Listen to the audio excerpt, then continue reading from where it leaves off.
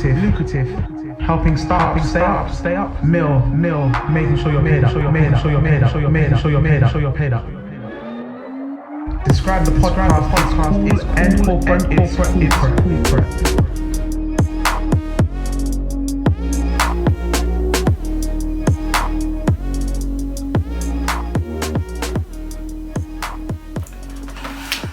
Oh my days, I don't even know where to start. Let me make sure everything's recording.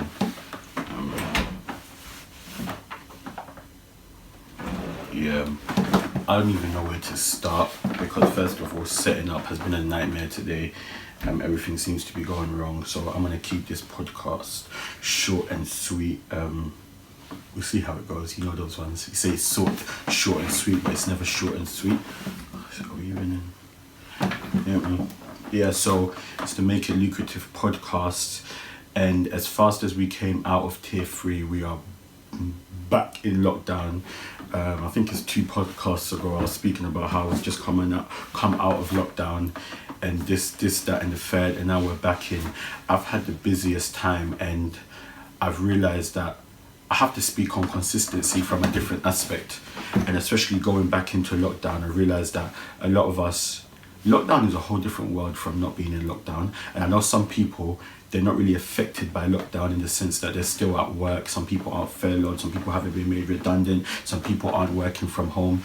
But I feel like, especially being an entrepreneur at this time, starting up a business, sometimes lockdown can kind of be a blessing because you have time to focus. But sometimes, like for me, I've realized I've picked up a lot, and it's not a lot as in I can't handle it, but it's a lot as in sometimes if you don't prioritize what you're doing, something will get left behind. And I realized that, especially with the podcast, it's been like, oh my days, like I've had to keep putting it behind.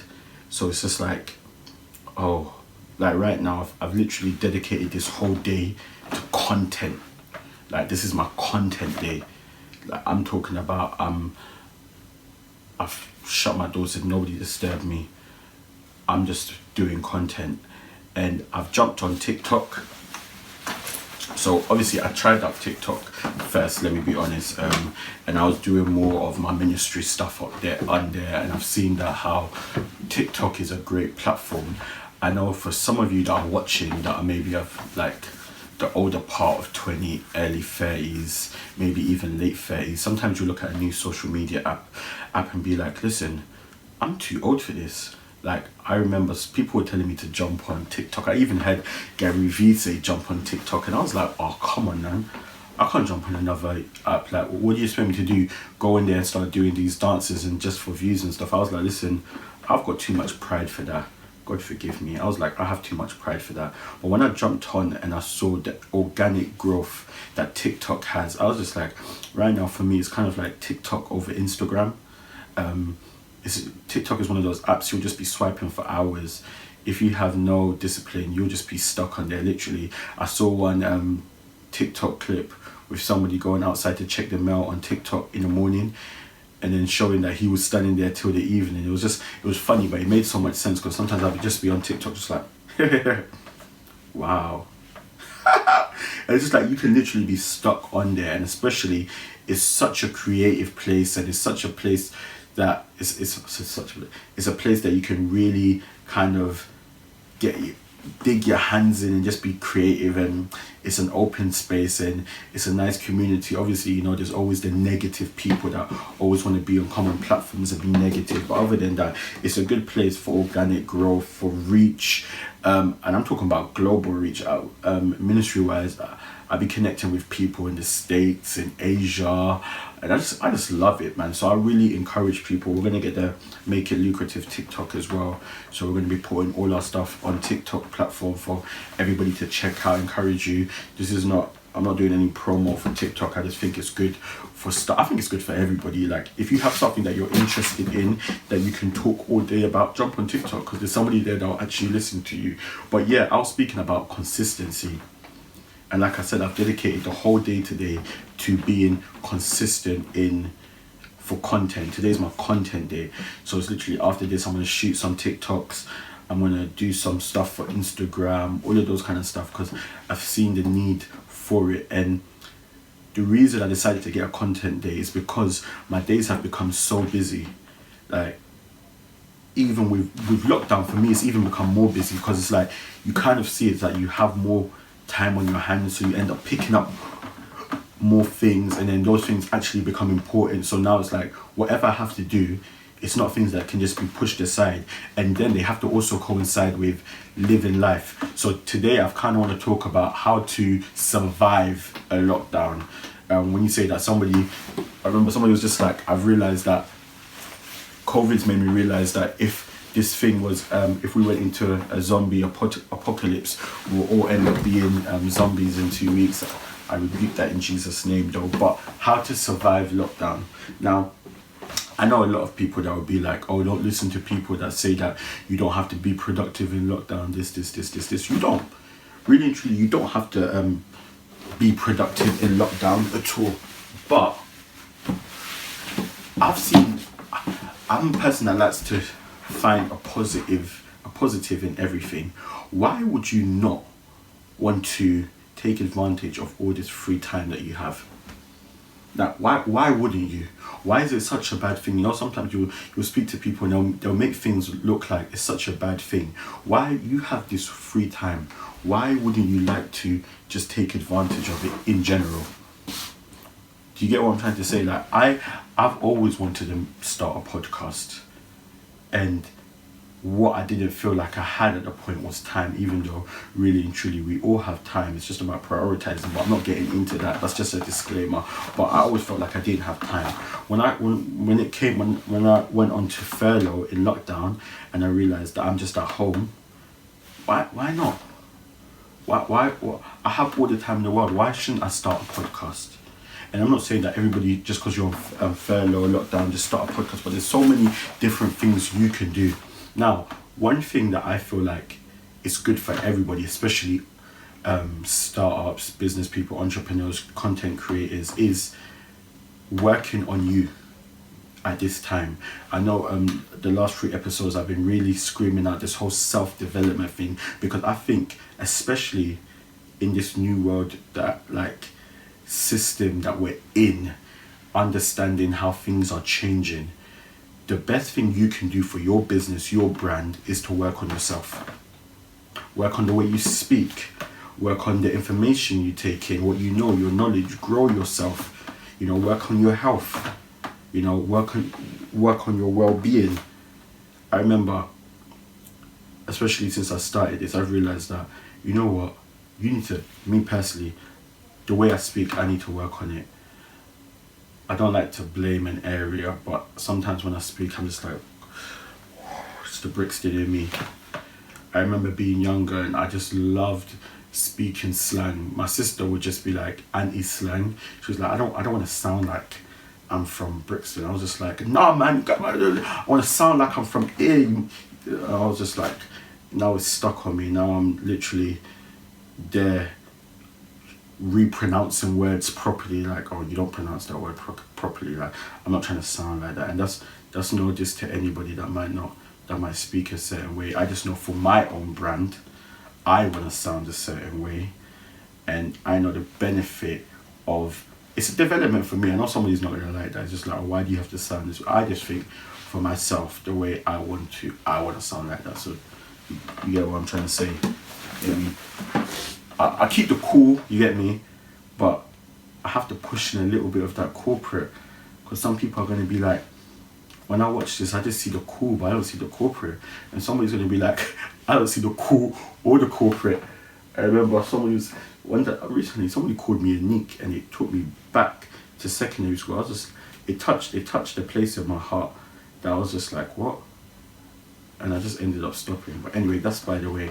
So we're speaking about being consistent and how to prioritize things. Now, coming from having a sales background, I know the importance of planning your day ahead. I remember you'll get into the office. I know I'm an early bird in it, so I'll get into the office. If we start normally, if I'm working, I'll start 8:30. I'll get in 8 or 7:45, so I can have breakfast. You get me, some cinnamon oats, coconut milk, and some seeded bread toast. You get me? And then I'll come to my desk and I would have either written my day plan the day before or that morning, and then I'll check my emails. And I just like to kind of stay one step ahead, because I always say you do not know what the day's going to bring. Anything can just kind of throw your whole day off. But I've realized if you have a day plan, it kind of softens the blow of what is going to happen. So I always encourage, make sure you plan your day, even if you're at home. I know a lot of successful people, a lot of prominent people, a lot of great minds, they'll always say they plan. I love that saying, if you don't plan to what, you plan to fail. Daniel's going to tell me that I should have just researched it quickly, but where I am, I can't just get up and research it because I'm in the middle and I don't want to pause it to find it. Anyway, I'll make sure I write the quote in. It'll be here or it'll be here, but knowing me, it'll most probably be here and I'm not pointing at it. But if you don't plan something, you plan to fail. And I know a lot of us, the problems that we've had is because we're just trying to do stuff spontaneously. Like, I just want to wake up, what am I doing today? And by the time you've turned around, you've wasted the whole day and you've done nothing. So for me, I've really kind of tried to take control of my day. So today's content days, like I said. So I'm filming so many different things, and I'm still having this kind of, because the only one problem I'm having is that I'm also trying to get back into the swing of, I'll say it's not even because I've always been somebody that stayed up late, but now I'm staying up late to the point where it's affecting my waking up early kind of thing, and I want to get out of that, because just because I stay up late, I don't want to wake up late, because I feel like it's counterproductive. So I'd rather wake up early, stay up late. If I can't stay up late, go to sleep, and make sure I wake up early and get a lot of things done in that time. So I'm going to make sure I film, then edit, and then make sure I've got enough for, film in bulk, just get it out there. You get what I'm trying to say? But anyway, we've gone back into lockdown. Now I think, like I said, self-development, making sure that in this time that you have free, that no one's bothering you, that no one's kind of forcing you to do anything. Find things to work on yourself and better yourself. I saw this great picture on Instagram where there was a wall and there was two people standing, and then somebody was standing on a whole bunch of books, and the quote was something like, when you learn, you give yourself a better way to see things, or a better view or something, or a better vision or something. I think that's actually great. You see, we invest in products or other things more than we invest in ourselves. So right now, I don't want to make this too long, so I'm going to say this quickly. In this time, what should you invest in when it comes to investing in yourself? Invest in knowledge, okay? Get some books. Recently, my bro Daniel blessed me with some cool books for ministry. That's really going to help. I'm also going to get some other books. I really want to read Rich Dad, Poor Dad, and some other books. If you know any other good startup entrepreneurial books, just put it down below. And I'm going to make sure I pick those up as well. And also I keep saying I want to interact with you guys, so also if I pick up a book, I also want to bless somebody else with a book as well. So just comment below in it and I'll choose somebody and I'll send them that book as well. So also invest in knowledge. And even when it comes to the book thing as well, I remember I was saying it for a long time. I've used me being dyslexic as a reason not to read in it. And I remember one day I was working at my recruitment company that I worked at. And I remember I was writing something and I wrote it wrong. Then my manager looked at it, he was just like, why have you written this word wrong? And I was like to him, because I've been using this excuse to just fly past in things. And I was just like to him, I'm dyslexic, so I have a problem with reading and spelling, so that's why I wrote it wrong. He pulled me around the corner and he was just like, don't you ever in your life blame something for the reason why you couldn't do it, okay? You're just being lazy, you're just this. I'm dyslexic and I don't use that as an excuse, and you shouldn't use that as an excuse. I literally stood there and I was just like, yes sir, sorry sir, I'm sorry, yes please sir, yes please. But that was the biggest wake up call, and I was just like, bro, you can't be going through life just using things as an excuse. Like, but I remember when they told me I was dyslexic in school, yeah, I loved it. I won't lie, I was just like, yep, makes sense, yep. Yep, 100%. When they explained to me what it was, I was just like, it's right. It's not my fault. It's life. Do you get me? And I've used that as an excuse for so long, and I've realized that I've allowed it to affect me. Do you get what I'm trying to say? So yeah, read it. There's even audio books, so there's not even an excuse anyway. But invest in information, invest in learning, even if that's courses, even if it's, I don't know, sacrificing your time to shadow somebody, being an apprentice, all of those kind of stuff, interning, just being around people that you can better your knowledge and your understanding. If you're the wisest person in your team, then you're working at a loss. You get me? If your team, you're the smartest person there, you're not gaining knowledge from anywhere. So investing in knowledge is the important thing. And I'll say another one is investing in your health. This lockdown, bro, bro, the weight that we've put on, sometimes you'll think that you're if you're not investing in your health, you're working, but you don't even know if that physically, if your body will be able to take you to where you need to go to enjoy what you're working for, really and truly.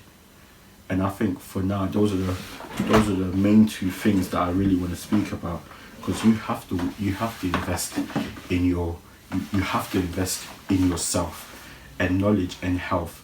When people say wealth is health, health is wealth, it's so true. Because right now, if you're sick, none of the money matters. None of the businesses and everything like that matters. Do you get what I'm trying to say? Am I making sense to you? I hope I'm making sense. So investing in knowledge and investing in health. I want somebody to comment down below what you think is important during lockdown to invest in. You know what it is though. Lucratif, helping start. Lucratif, helping.